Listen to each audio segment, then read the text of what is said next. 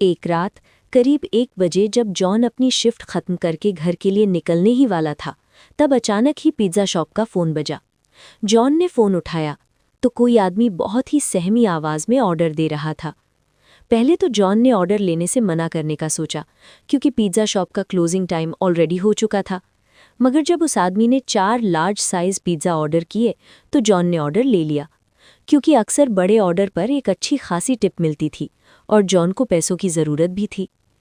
John जल्द से जल्द पिज़्ज़ा लेकर डिलीवरी करने निकल पड़ा। डिलीवरी एड्रेस उस पिज़्ज़ा शॉप से काफ़ी दूर शहर के आउटस्कर्ट्स में था। देर रात हो चुकी थी और रास्ता भी काफ़ी सुनसान था। जॉन जिस रास्ते पर जा रहा था वो एक कच्ची सड़क थी और उसके दोनों तरफ बहुत सारे जंगली पेड़ पौधे थे। रास्ते में कोई स्ट्रीट लाइट भी नहीं जल रही थी, जिसकी वजह से वहां अंधेरा ही अंधेरा था। कुछ और देर की ड्राइविंग के बाद जॉन उस एड्रेस पर पहुंच गया। वो एक बहुत ही पुराने दिखने वाले अजीब से घर के सामने खड़ा था, जो एक जंगल एरिया के अंदर था, और उस घर की कोई भी लाइट नहीं जल रही थी, बल्कि आसपास कुछ हलचल भी नहीं थी। वो घर बिल्कुल ऐसा लग रहा था कि जैसे वो घर सालों से वीरान पड़ा है और उस घर में कोई रहता ही ना हो। जॉन उस घर को देखकर थोड़ा घबरा रहा था, इसलिए उसने अपने मैनेजर को कॉल किया। वो अपने मैनेजर को वो सिचुएशन एक्सप्लेन करके वहां से वापस चले जाना चाहता था, लेकिन उसके मैनेजर ने फ़ोन ही नहीं उठाया। जॉन अगर बिना मैनेजर को बताए वो चारों पिज़्ज़ा वापस ले जाता तो उसका मैनेजर उससे बहुत ज़्यादा गुस्सा हो जाता और उसकी सैलरी भी काट लेता। इसलिए जब बार बार कॉल करने पर भी उसके मैनेजर ने फ़ोन नहीं उठाया तो उसने एक बार उस घर के पास जाकर डिलीवरी ट्राई करने का मन बनाया। जॉन जैसे ही आगे बढ़ा, उस घर के अंदर की एक लाइट ऑन हो गई।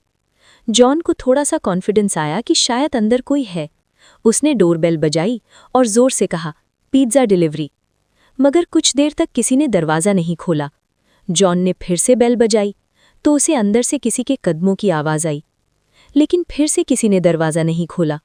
जॉन वापस जाने ही वाला था कि अचानक से उधर दरवाज़ा अपने आप खुल गया। जॉन थोड़ा घबराया हुआ अंदर घुसा। हॉल में डिम लाइट जल रही थी और वहाँ कोई भी नहीं था। जॉन ने आवाज़ लगाई, हेलो हेलो, कोई है यहाँ? प्लीज़ अपना पिज़्ज़ा ले लीजिए। तभी जॉन ने देखा कि हॉल में पड़े सोफे के नीचे एक काली बिल्ली निकलकर एक रूम की तरफ भागी। जैसे ही वो बिल्ली उस रूम में घुसी, उस रूम की लाइट और टीवी ऑन हो गया। साथ ही छोटे बच्चों की शैतानी करने की और हंसने की आवाज़ आने लगी। जॉन को लगा कि कोई शायद उसके साथ किसी किस्म का मजाक कर रहा है। वो गुस्से में उस रूम के अंदर गया। वहाँ 2 छोटी सी लड़कियां बैठी थीं। वो दोनों वहाँ बेड पर बैठे बैठे जॉन को अजीब तरीके से घूरे जा रही थीं। जॉन उनसे कहने लगा कि वो कब से डोरबेल बजा रहा है और वो लोग हैं कि दरवाज़ा ही नहीं खोल रहे हैं। जॉन उन पर गुस्सा कर रहा था, लेकिन वो दोनों फिर भी वहीं बैठी बिना कुछ बोले बस जॉन को घूरे जा रही थीं। जॉन ने फिर कहा, मैं पिज़्ज़ा देने आया हूँ और तुम्हारे घर में कोई बड़ा है जिससे मैं पेमेंट ले सकूं? अचानक उन लड़कियों की आंखों का रंग सफ़ेद पड़ गया और उनकी चुप्पी एक खतरनाक हंसी में बदल गई। दोनों ने उस कमरे के दरवाजे की तरफ इशारा किया, जॉन के पीछे। तब तक कि जॉन पीछे पलटा तो वो घबरा उठा।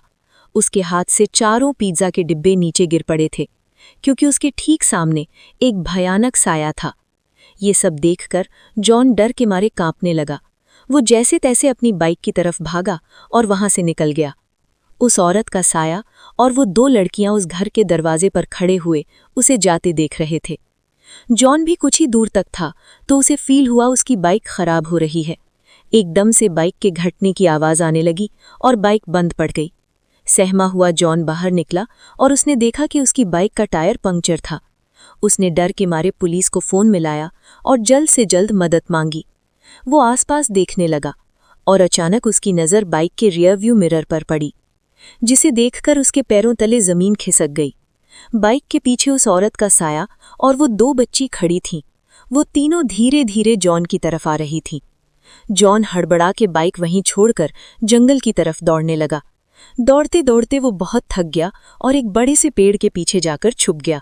वो अपनी जान के लिए दुआएं मांगने लगा। कुछ ही देर में उसे दूर से पुलिस सायरन की आवाज़ आई और उसने अपनी बची हुई हिम्मत लगाकर अपनी बाइक के पास वापस दौड़ना शुरू कर दिया। वो वापस अपनी बाइक तक पहुंचा तो उसने देखा कि पुलिस उसकी बाइक की इन्वेस्टिगेशन कर रही है। उसने पुलिस को सब कुछ बताया और उन्हें उस घर तक ले गया।